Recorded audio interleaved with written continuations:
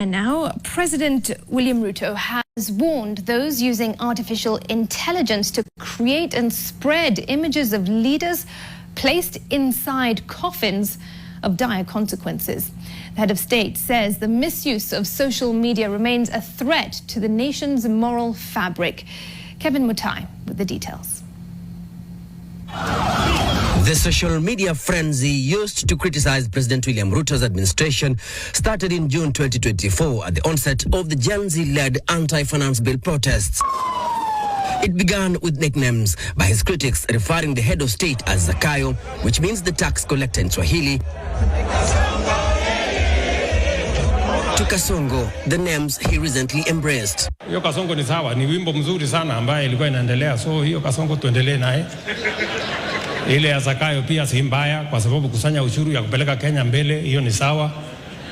Na kwanza Zakayo ndio aliona Mungu alimtembelea. Sasa wewe ujakuwa Zakayo utatembelewa na Mungu namna gani?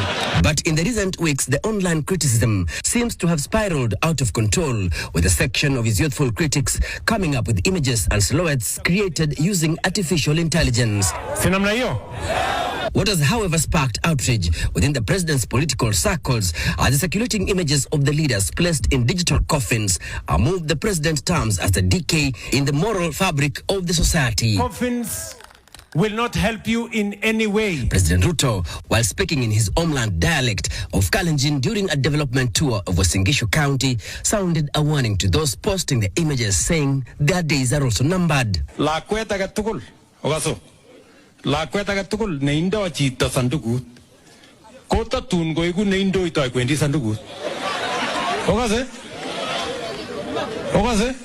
Ogase kijana yeju? Me berge ilen inda chito sandugut sisap. Ogase? Kamwa iwo.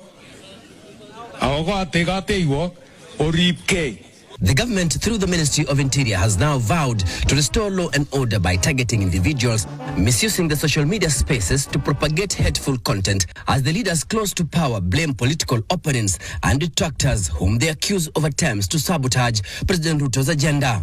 Wanalipa watu pesa kidogo, wanaambia enda mchore rais kwa makatun kule kwa TV. Kazi ya ujinga sana.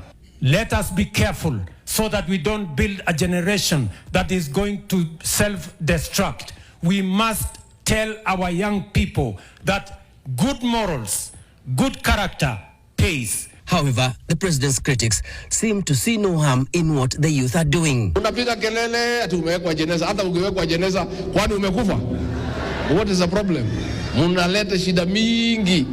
President Ruto has been vocal on his push to unite the country under the broad-based government, a move seen by political pundits as solidifying his base for the 2027 re-election bid. This has equally received a fair share of online backlash, where narratives such as Ruto must go have also dominated the social media platforms, where his critics refer to him as a one-term president. Wajipange, wasikwetu wanaongea hewa hapa.